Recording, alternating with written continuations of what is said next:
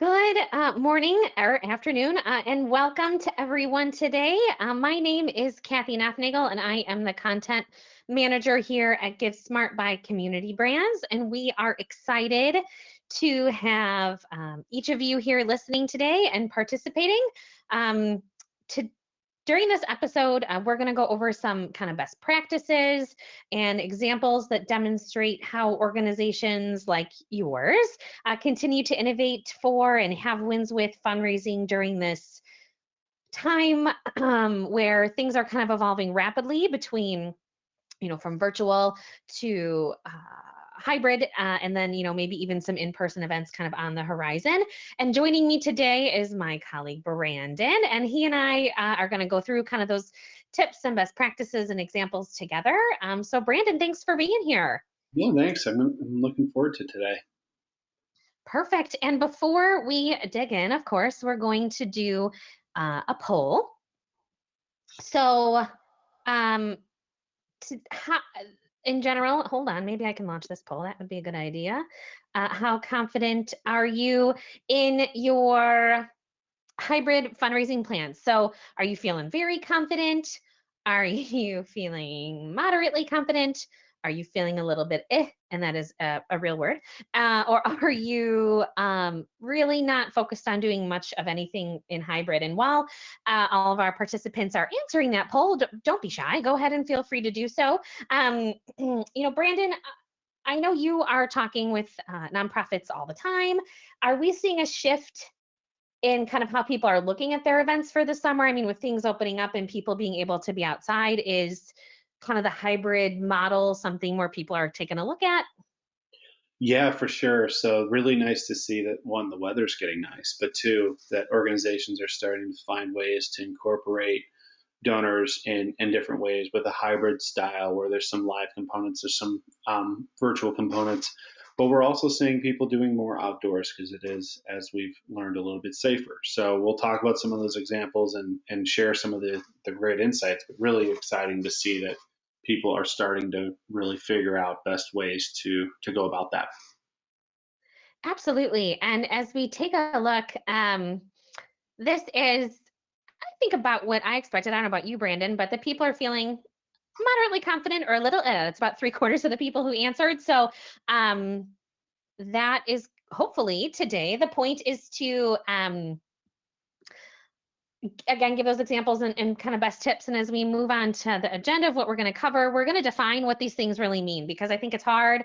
I know I will speak to my own self that sometimes I use the words maybe not to their most true sense of the definition, and it that makes it hard to kind of understand what's going on.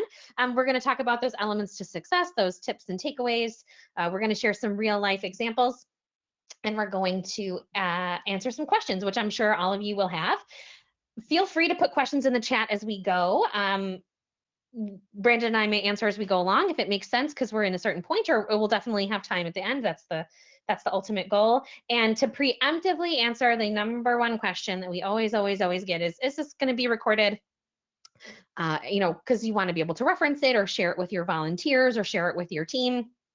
Absolutely, it's going to be recorded, and we will be sharing some resources in the chat today too, and we will be certain to include those in an email after today's call. So, what does it all really mean? I promise it's not going to be the start of every bad bachelor or bachelorette or bad maid of honor or best man speech that you've heard. We're not going to pull out the dictionary or anything, but it's important, like I just mentioned, to really understand what these terms mean. And today we're going to be talking mostly about hybrid fundraisers. However, hybrid fundraising is kind of the last step from the online to the virtual to the hybrid. So all of what we talk about has to live on an online platform, and it can definitely be applied to virtual. It's just if you want to add on that extra layer, that's where the hybrid kind of comes in. So with that, Brandon, take us away. Yes, let's start with online. In its basic form, it's the most common in fundraising scenarios where an organization's hosting their fundraising effort digitally. There's the component where they are involving people through internet, through different softwares, and everything from auctions, raffles, donations are done strictly online. There's not a live component. People are not in a room, and there's not a live stream going on. So the big difference between virtual and online is that component of the live element. So you have to distribute your content through different means. And then when we go to virtual, look at virtual as that live streaming component, adding in that program. So in this new world that we're in, virtual is really what everyone's been doing until we can go to a live or some type of hybrid event. So if you look at all the different live streams, if you look at the different non-physical location events that have been going on, that's what virtual in essence has been. And then Kathy, I think we'll give a good definition of hybrid here too. Sure. So hybrid is hosting a fundraising through an online platform. So making sure that you can take donations, process payments, all of those things through a system of your choosing. And then it has that virtual element. So what Brandon kind of touched on, that something is time bound. So if you're doing an event like a gala or a golf outing or a 5K, that there is a time constraint around it, meaning it's happening on a certain date. If you're providing a program, there's that live stream component or any sort of feedback opportunities. So you're doing a chat, or you have kind of a text campaign or an email campaign surrounding your fundraiser. So that kind of ability to get feedback or to interact, there's some sort of constituent interaction that's happening. And then on the hybrid side, you're hosting something partially in person and giving the option to be kind of away from the actual event. So that can look like, and like I said, we'll have examples coming up, but it can look like hosting everyone in the same space. So your VIP donors, your major donors, your sponsors. It could mean that you have high-level volunteers who are hosting events within their home. And so they're having theme parties and they're all watching the live stream together. It could mean that you do a golf class or golf outing where people kind of choose their own start or choose the course that they work on. So there is a live component where they're coming together, but they're fundraising and they're kind of doing all of that processing online. And again, it's time bound. Or we have seen really creative donation campaigns that have had an in-person element of some kind.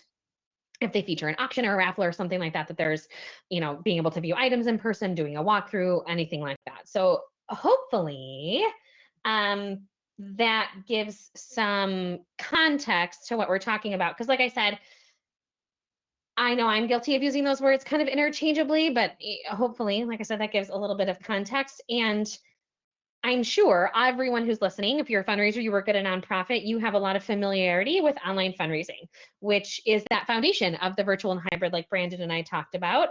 And, we know we definitely know. I know Brandon talks to people who work in nonprofits. I was a fundraiser for a really long time, that you accomplished a great deal since the start of social distancing. And along the way, customers have shown that they're being able to adapt to the tools that we provide, and that your constituent bases are adapting along with you. And if you can invest some time and energy in a plan, because the whole theme of today was building the plane, the idea that this whole past year you've been building the plane while you fly it, and that's not a great feeling. It doesn't necessarily have the highest return. And so now is the opportunity to step back and to invest a little bit in your plan, and to take a breather and to see what's really going to work and meet with your constituent base the best.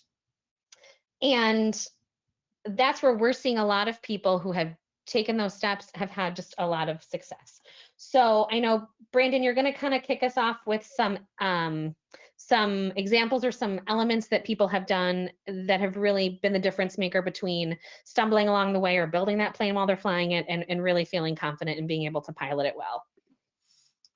Yeah, for sure. And everything kind of starts off with your homepage. And we're going to talk about how you can kind of show off. We have a webinar panel tomorrow talking about homepage design as well, which we can share.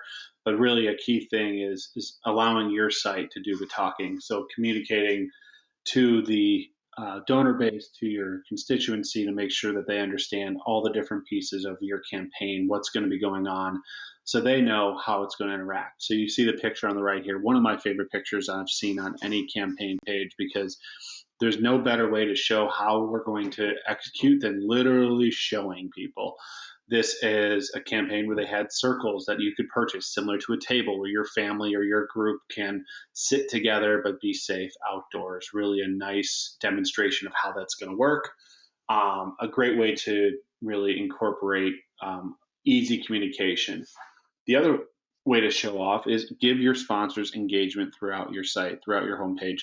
Really tell that story of how they're getting involved. We've seen organizations use video. We've seen organizations do interviews and things like that with their sponsors to really communicate. They're not just giving us money and saying, "Hey, go execute the event."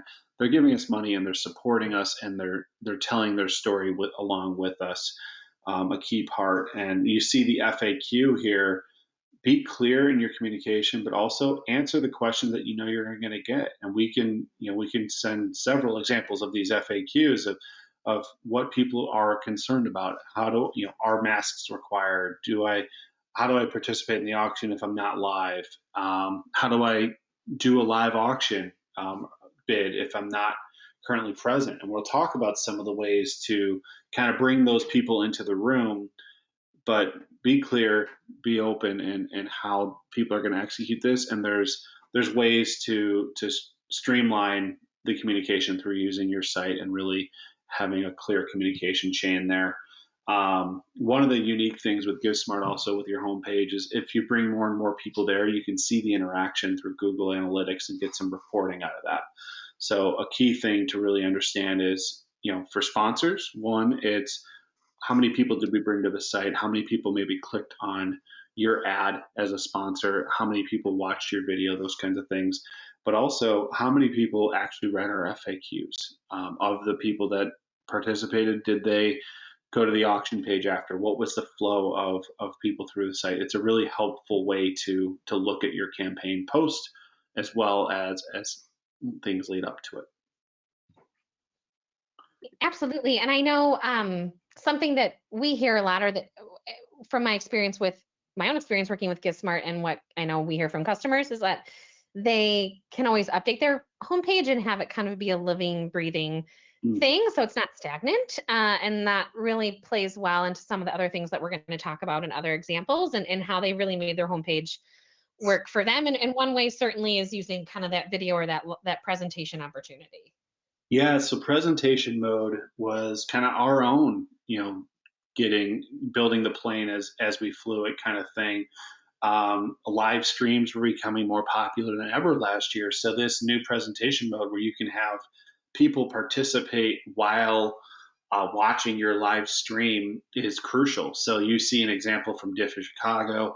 Really, they did a brilliant job of bringing people into the room, showing that experience. You can see the behind the scenes look of their live stream here. And video is an incredible engagement tool. It is how we are connecting now more than ever, and incorporating that into how you do your presentation is crucial. So whether it's live video or recorded, a great piece of that. There's a Google study that really confirmed 57% of viewers donate after watching an online video, which is a great way to kind of pull at the heartstrings. So as they're watching, having the option. So in the side panel, you have the option to donate, you have the option to bid. Those different things are crucial to how you engage donors in the room. Other things to think of is the recognition. So you see how we have the supporters here on this running dashboard of how much they raised. You can see $8,500 on a goal of $7,000. That's how this entire yellow logo is filled up. This logo filled up over time as the donations came in. It's a visual display that you put on your homepage or in your, you can even show updates on social and grab screenshots and things like that to remind people, hey, we're $500 away, we're $5 away. Like these different things of getting towards your goal, and people can see who's supporting, or if people want to be anonymous, they can absolutely be that. But being able to then thank those people publicly is a really valuable way to do that. So displays are a great way to communicate out what's going on in the room, and that live stream will be kind of enhanced as you show what's going on behind the scenes and different things, and having kind of special presentation elements. Well, and this, if you do the presentation mode on your homepage, that can be copied over if you were hosting everyone like in the same room, for example, like your VIPs or major donors, it would show up on your like AV display too as well, right? Yeah, yeah. So if someone's hosting, if you're doing hosted parties, so in the hybrid aspect, maybe you have several hosted parties by sponsors or by major donors who didn't want to be in the room or couldn't be in the room. They have the ability to live stream that for the group, and then still be able to on their phones donate or see the participation as it goes up. All those different things are available there. So obviously, when you're doing a live stream production, we do highly recommend have a production company or people who are at least able to manage the AV for you, because that is a crucial element. Just like a live event, there's a production value that you want to make sure you incorporate. For sure, for sure. And we there is a way, right, to put in chat so that people can kind of interact that way too. Because I know in conversations I've had with kind of nonprofits, they're all like, well, but there's still something that's missing about like the interaction or kind of the live opportunity to have some back and forth. We do, there is a way that customers have made chat work in GiveSmart, right? Yeah, we have.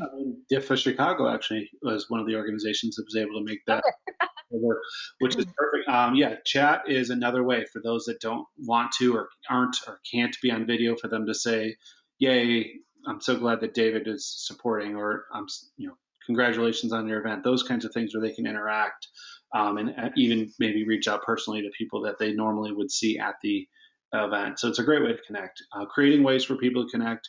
Utilizing the text messages so people are aware throughout are great techniques to kind of bring people back into the room and let them know, hey, in 5 minutes we're going to have the pedal raise, and make sure you have your group ready to make their donations or to bid on the live auction. Make sure you communicate with your proxy bidders, those kinds of things. Yeah, and you definitely led into kind of some of the things I wanted to go over, particularly with that text to donate and the proxy bidding. I guess I'll start there for sure. So I know from what we've seen and what we, again, if we're going to put people in a having success or in a bucket of building a plane while flying it, I think extending that timeline seems to be a way that the nonprofits that we work with are finding success and kind of chipping away at finding a formula that works during this kind of time. And text to donate is a great way to kind of do that. So like Brandon mentioned, I think sometimes people use the text to donate as a very, or texting rather, not text to donate, but texting to say, the auction is open, like it's all very tied to your program. And giving people heads up that paddle raise and stuff is coming is really important. But looking at what can you send 5 days before? What can you send 4 days before? Do you have special auction items that you're opening up in advance? Do you have a VIP happy hour that you want people to come to?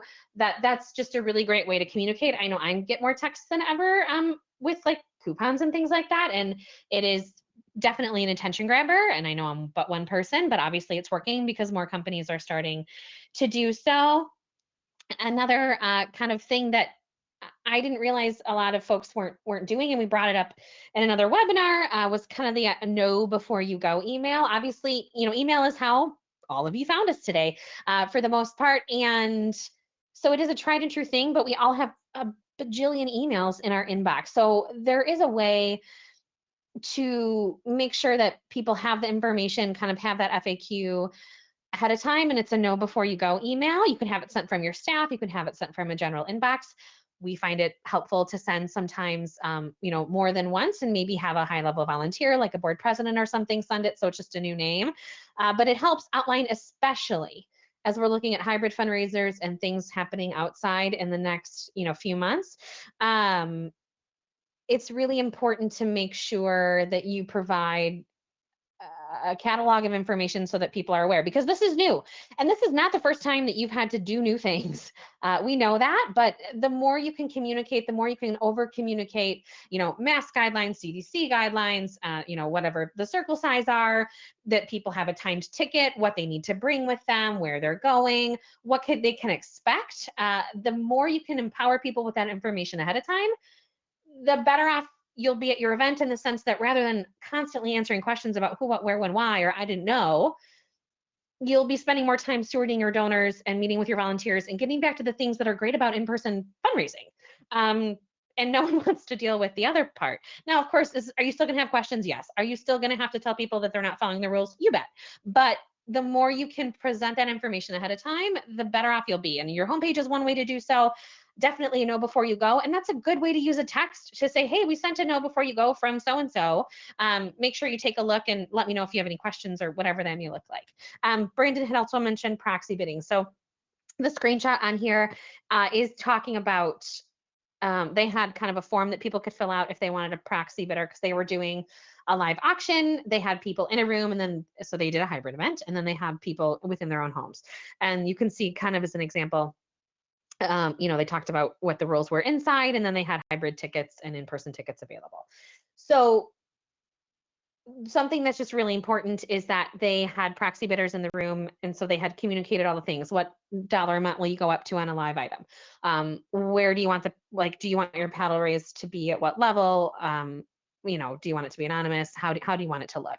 And so what was really nice is a lot of the great things about a paddle raise, that you see all these paddles going up, that you hear all these names, that you see these names on the presentation. All of that was still able to happen. And it just was a select group of people that were doing it on behalf of others. And I think that that is a really, really, really nice way to incorporate people who, for whatever reason, couldn't be in the room or weren't comfortable being in the room. And we've seen a few organizations do it, and they've done it well.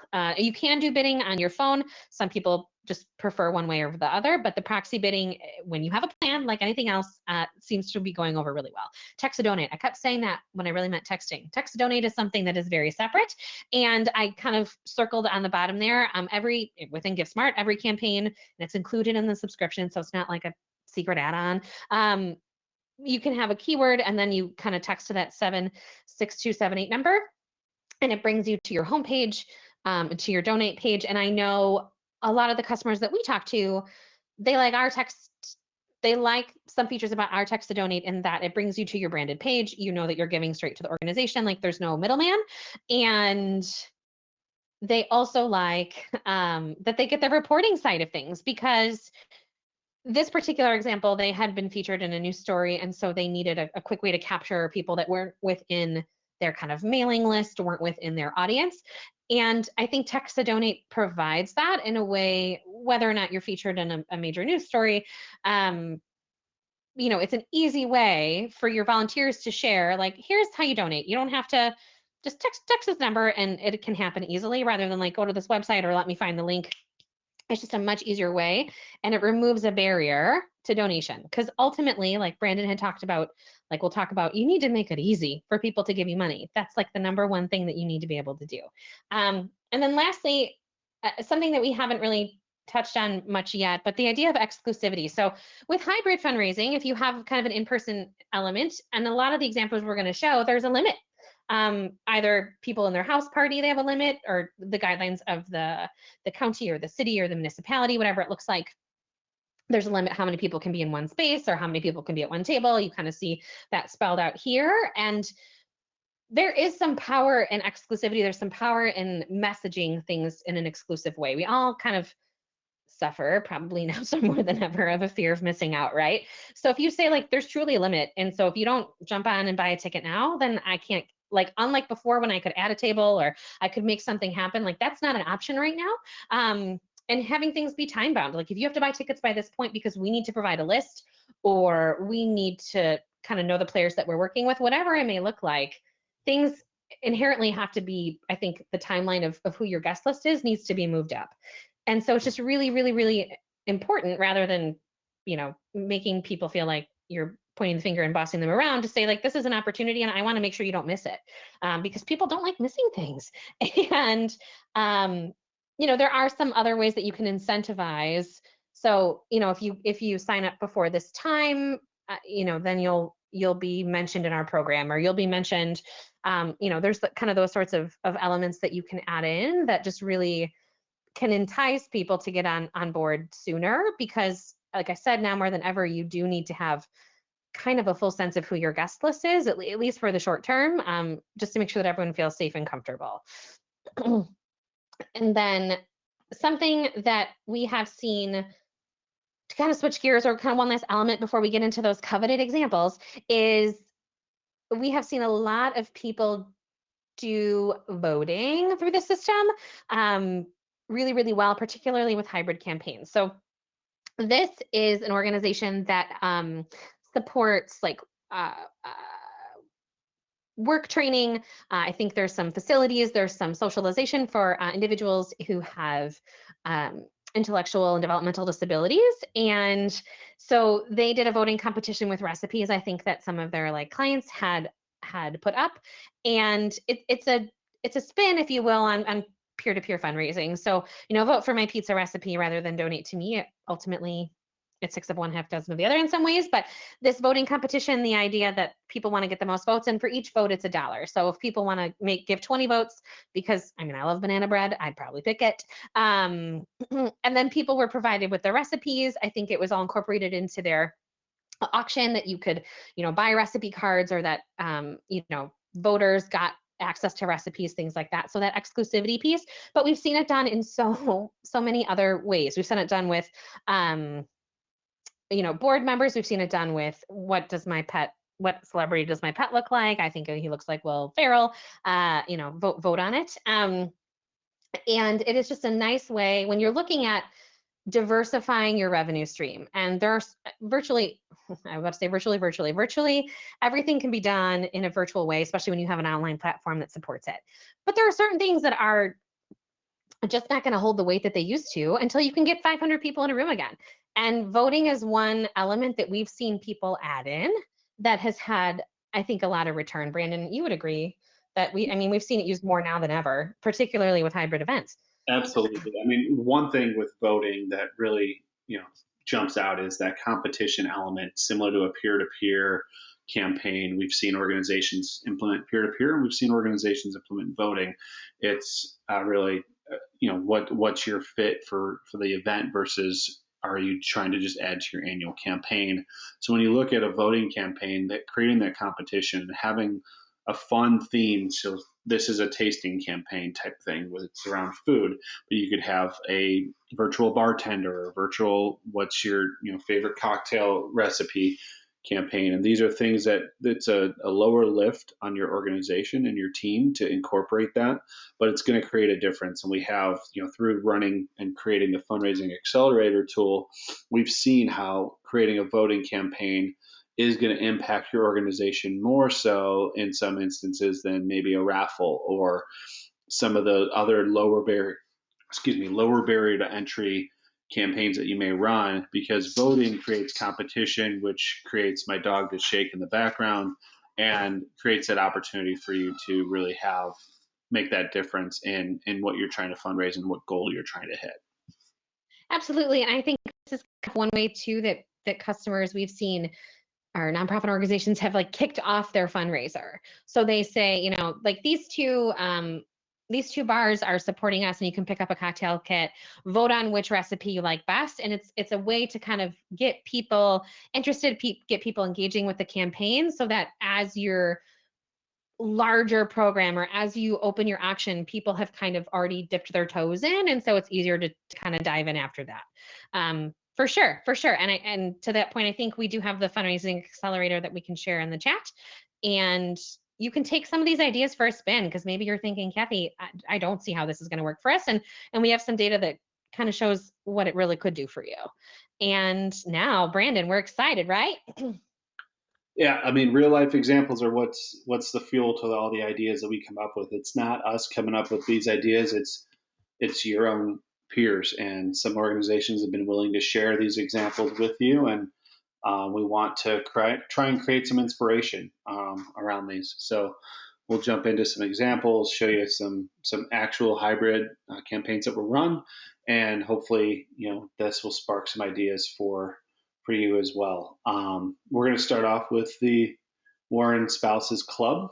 Here is their Boots and Baubles campaign. Really a fun theme, but also they did a walkthrough of all the items where you can do kind of a viewing of the different silent auction items. They had things clearly listed on their site. We'll share their site in chat so you can kind of jump in there and see exactly how they executed. But they had some exclusivity where you had to have a specific access card to get in or have special permission to see the different auction items. And this was their annual event. During the walkthrough, they had cocktails and desserts, made that kind of a hybrid of, okay, this is live, but in the end, it's bidding online. People are going to watch the final production online. They had some very specific, which if you visit the page, you'll be able to see some rules that people had to follow. Granted, this was on a military base, so for them, there's specific rules that had to be followed in regards to being present at the campaign. But this is not the first time for them that they had to set those rules in place. So this was a unique thing where their experience with having a few rules that they have to communicate and really putting the things in place. And this was very successful for them. But think about as you do a campaign like this, if you have a walkthrough, or we had an organization who did their annual. I'm thinking Angel Tree, but it's not Angel Tree. It's like tree decorating. Yes, yeah, they had the trees that you can bid on which Christmas tree or decorated tree that you wanted to take home for the season. They had a viewing party within different stores in their local community, in the windows in the stores, so people, or in their in the local marketplace. I'm trying to think of the right words. For some reason, they're escaping me. Where people can do kind of a viewing through, and then they bid online. So it's not people stationary together in a difficult setting. It's pass through, see what's available, and really get a good scope of what we have in our auction. And we'll look at the next one, which is a really fun one. For sure. And I think, what you just brought up definitely makes me think, like, so they obviously had certain rules about being able to access the base and how you needed to go about doing that, getting on a list, or if you had a card or whatever. I'm sure all of you listening have had to deal with liability or with rules that are set in stone. Anytime you serve food, there's a whole heck of a lot of rules that come into play. Be it that the food can only be served in a certain amount of space, that you need to have, food safety protocols, you need to have insurance from whoever's serving the food, et cetera, et cetera, et cetera. So when I think about, obviously, this past year has put everyone through the ringer in personal and professional ways. There's no doubt about it.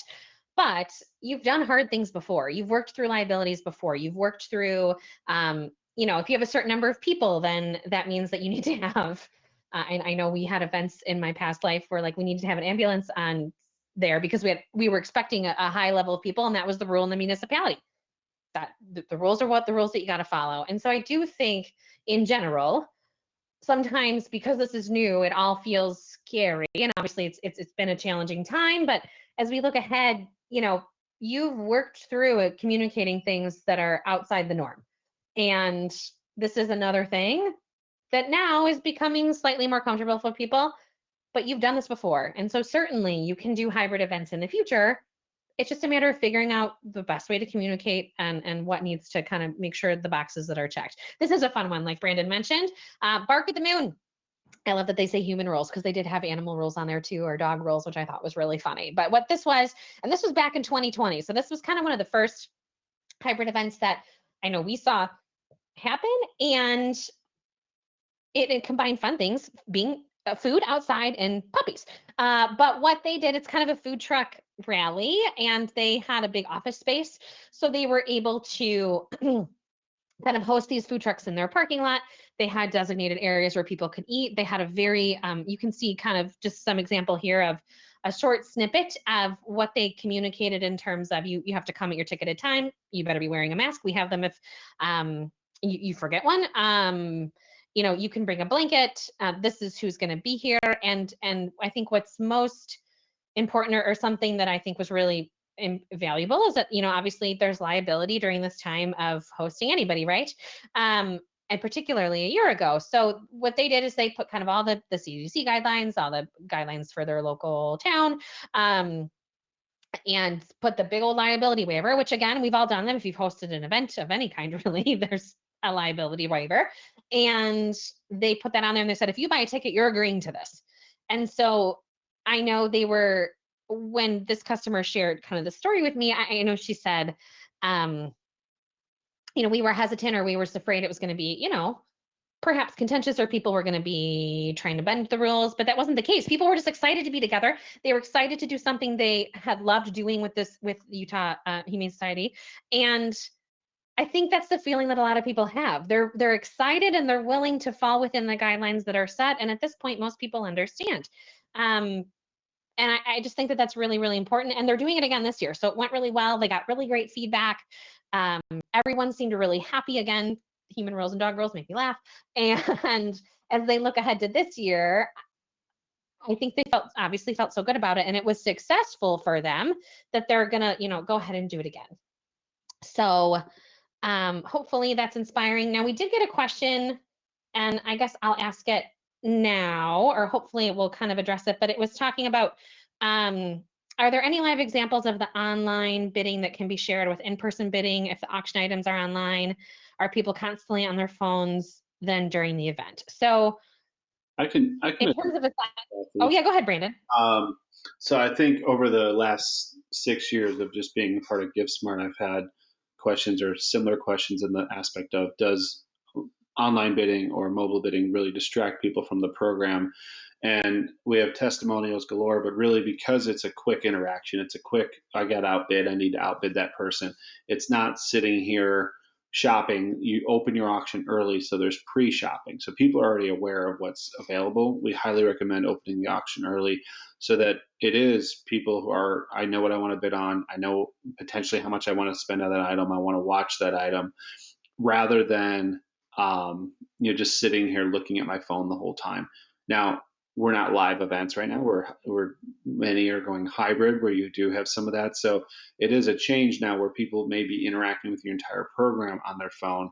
But there are many, many, many, many examples of auctions, and we can also connect you with several customers who have had that concern in the past. I'd recommend joining our community as well, which Susanna can put that into the chat as well, joining the community, because there's plenty of organizations who have directly addressed this and can talk to you about some of the different things that have worked. But for what I've heard with the hybrid, that's definitely less of the concern, and more of the concern is just making sure that the communication is clear and that people are able to participate. So definitely a valid concern over time of how people have transitioned to this. But as mobile bidding as a product and as a feature that we've been doing for 9 years, it's definitely been it's one that we've seen enough data behind that it doesn't deter from your program.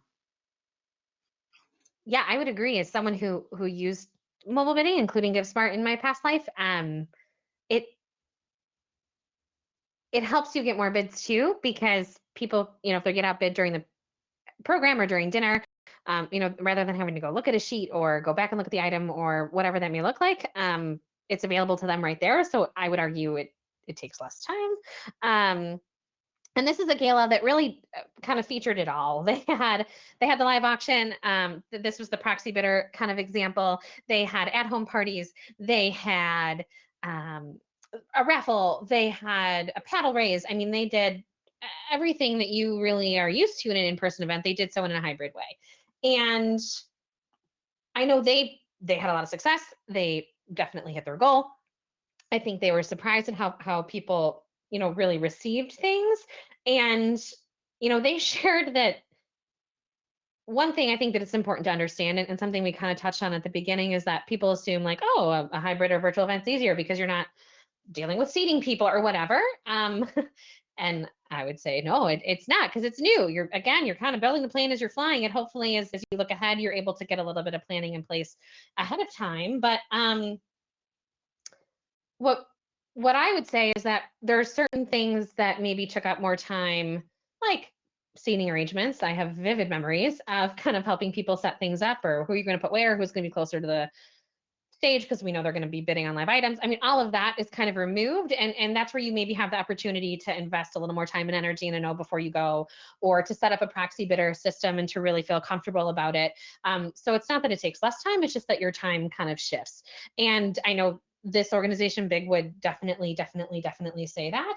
And again, as things kind of go this direction, please know that you can do all of the things that you love doing and all the things that your constituents, volunteers, donors expect. You just have to discern the best way to do it. And like Brandon said, community is a great kind of way to make that happen. We kind of teased golf outings at the beginning, or golf classics. And I know, Brandon, you have an example you wanted to share.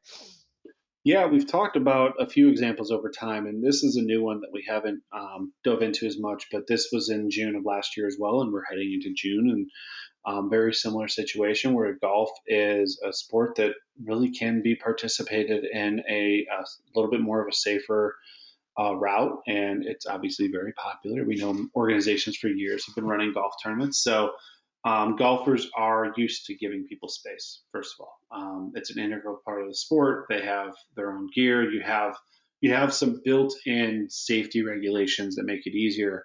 But just holding a golf tournament and saying "let's go golf" doesn't necessarily mean you're going to hit goals. There's other things that you need to incorporate. What the Aggie Golf Classic does is they do have some low barrier to entry. They have a low barrier to entry registration fee, and they still had an auction available to make a little extra. They sell mulligans. If you're doing a golf tournament, sell mulligans. It's a thing that golfers will jump on. I always buy mulligans because I am not very good at golf. Um, it is a crucial piece, and they actually don't cost you a thing. They literally don't cost you a thing. It is just a piece of the game that people will do. You know what? I'm going to do $100 in mulligans because I'm going to need at least 5 more shots. People are competitive. They want that. They need that extra swing of the club. And then a raffle and something else that's a low barrier to entry, easy participation throughout that people can be reminded of. And most often when golfers are waiting on the course, they're easier to engage with throughout. So auction items that don't have bids, things like that. And a golf tournament in its essence is a hybrid event because you have the live component, but you also have people that maybe aren't golfers but still want to support your organization. And if you have a diverse auction, you have the opportunity to engage people that aren't necessarily golfers but still want to maybe win that item that jumps out to them. So being able to incorporate that is a great way to kind of get people interacting again without putting them in a challenging, massive gala type event or something like that. If you're hosting a golf tournament and you have maybe a huge constituency, you can look at having multiple flights or having multiple courses. It makes it a little bit more of a challenge in regards to pick who's the winner, but it also really creates that safer environment. So you can run from start to finish all your fundraising through the GiftSmart platform on your golf tournament, or really if you're doing frisbee golf or any of those kinds of activities. But really, it's important to incorporate other fundraisers and incorporate other people that are maybe not golfers, so they have some interaction as well, and creating that diverse inclusion of everyone will help you be successful for your golf fundraisers. But here's a great example of one where they communicated effectively. They told everyone these are the regulations for the tournament. If you're going to participate, you have to follow these, and then we're going to ensure that everyone feels safe. So really, those are the key things with golf for sure. And then another fun thing are wine tastings and other types of events that really have more of an at-home party aspect. So this is the Uncorked Stronger Together, J. Sarah Stronger Together event. Really a fun event that they've put on. For years, it's been a live event, and they pivoted to have folks doing at-home parties with a range of 2 to 10 guests. It allowed flexibility, some community still. They were able to steward bigger donors. They had a VIP experience. So many different elements that went into this, but they allowed people to celebrate their own comfort level. So if you wanted to stay at home, just you and the family, and and participate, you can do that. If you wanted to get together with a few friends or a few alumni wanted to host the families together, they were able to do that. Again, this was in November, so not too long ago, and they actually sold, tickets for the on-site portion, so you could come to the event, and they limited that, again, exclusivity and comfort level, but they still did a streaming auction, and they hosted their site, and they had incorporated the live auction as well. There were door prizes of wine bottles, hence the uncorked name. So really, that at-home experience, where you can have kind of a charcuterie board, a wine bottle, the streaming access still allows you to have that more premium type event. But they also had, for people in the room, options. One key thing that they did here is the kind of a dinner to go. So for those that were at home, incorporating them, they had a package that you could purchase that basically was ticketed. You got a cocktail kit that had a mixology class as well as your dinner to go, which was the nice meal that you would normally get at a gala or whatnot that was set up for pickup. We can talk for hours about a lot of these different things, but really um, a beautiful event where they incorporated several different revenue enhancers, an auction, a raffle, a wine pull, the cocktail, like I said, the dinner to go, all these different things that allowed them to get to their goal, but also created that experience that people were safe and they were able to be involved as much as was possible. So, really a nice event, really a great way to incorporate the live components as well as bringing people back to staying virtual when they wanted to stay that way.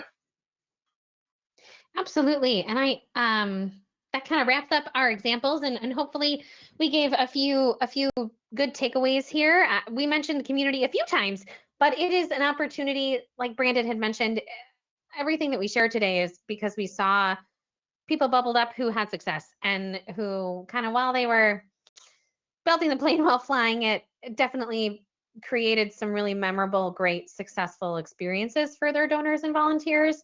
And community is kind of where it's at. It's where people are doing some really great idea sharing, that people are maximizing their GiveSmart subscription. Anybody who has GiveSmart gets to do all of these things for one cost. There's no like, oh, you want to text? Well, here you go. You want to do another campaign? Here you go. Nope. It's one fee, and that's all she wrote.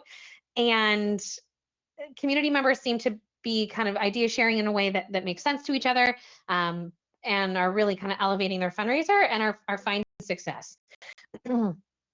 And upcoming webinars, we're talking about being outside because it's happening. I live in a cold weather, so does Brandon, in a cold weather climate in Chicago. So the fact that spring is here is making us all kind of have a spring in our step, if you will.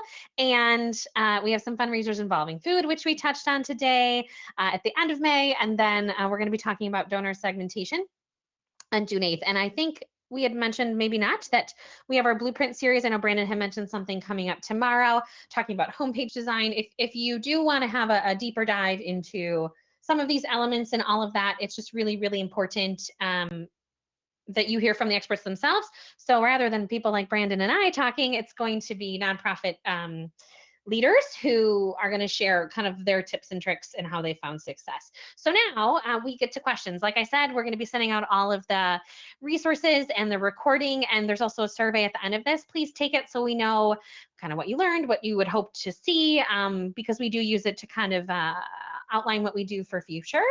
And with that, something Brandon and you and I can probably both talk about this because we didn't highlight it as much, but what are some ways that people have tied their mission to their virtual and hybrid events? Like where have people kind of showed off their mission in these moments? Yeah, I can start us off with that one. A couple things. Obviously, I'll reiterate video, but one of the things that jumped out to me, an organization that had some really terrific local sponsors that have supported for years, is they actually communicated mission by partnering with the sponsor to do videos talking about why they're supporting. So incorporating that where it's not just the same talking head, the same person talking, mixing up the message is one way to incorporate mission. And then impact stories throughout a program are really great. Hearing from those that are impacted is always of value, and different ways you can do that through a live presentation. It is easier when you have a live presentation because you can communicate that throughout, but also simply sharing your recent YouTube videos or having a YouTube channel strictly for the event so people can watch that. Always valuable. And then when you're doing your fundraising, having different donation levels and showing what that difference makes. So if you're giving $10, this is in a monthly gift, say you're going to be a recurring gift, and $10 a month gets us this, but $50 gets us this. So people can understand the mission and the impact on your mission by making that donation. Absolutely. Yeah, I definitely was going to say in that note before you go, you could share some of those videos, embed some of those videos, or, you know, have some graphics around what $50 does for your organization, what $100 does for your organization, and, share your goals and why those goals matter. We certainly know we've seen a lot of people have success this year in virtual and, everything, like I said at the beginning that we talked about.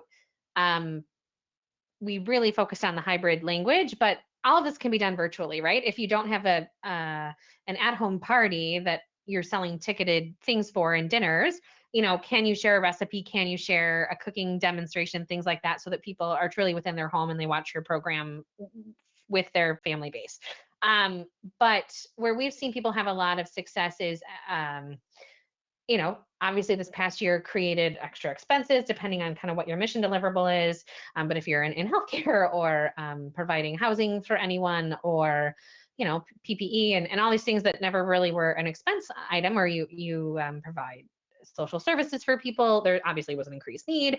And we saw people have a lot of success doing like donation campaigns or specific donation call outs during their paddle raise for particular funding. So, our food pantry had a 80% increase. Our diaper, wipe and formula pantry had a twofold increase in need.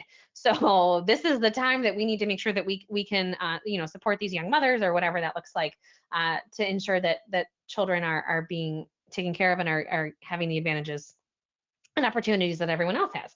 And I know we saw a lot of success there, and tying it back to the mission always is what's going to help people understand, again, over communicating what they could do. One of the, I guess the last questions is that I think I probably use this phrase a lot, but what do you mean by low barrier to entry? Low barrier to entry are lower cost items for new donors to get involved for the first time. So low barrier to entry would be a raffle that is $5 a ticket, because for someone who doesn't know your mission as much, giving $500 is less out of their, less likely of them to do. But that low barrier to entry gets them involved. So it's kind of you're building the mountain with them. You have to build them up to get to the top, and in order to do so, you have to have options that get them in the door. So if you have a $5 option, a $500 option, then you're more likely to have new donors come in, because that is so crucial to growing our causes, is having new people come in and support. And I use $5 as a low amount, but even $25 or $50 type items where it's a wine pull or things like that, where it's diversifying how you're making things available. If everything is premium, you're only going to get premium donors, and you may miss out on people who would support at a smaller scale if you have more of a scope. For sure. And just to add on, I would argue that a lot of premium, not a lot, but there are a fair number of premium donors that started as $25 donors because their friend brought it up or whatever. And they could, if they learn more about you and are moved, could kind of grow along the way to be stewarded and be donors that really are of an increased value. So with that, Brandon, we did it. Hopefully everyone had a good takeaway. Again, there is a survey at the end of this. Please, please, please take it, because we want to hear your thoughts. So Brandon, thank you so much. And thank you everybody to listening, and everyone should have a great rest of their Wednesday. Thanks everyone. Have a good day.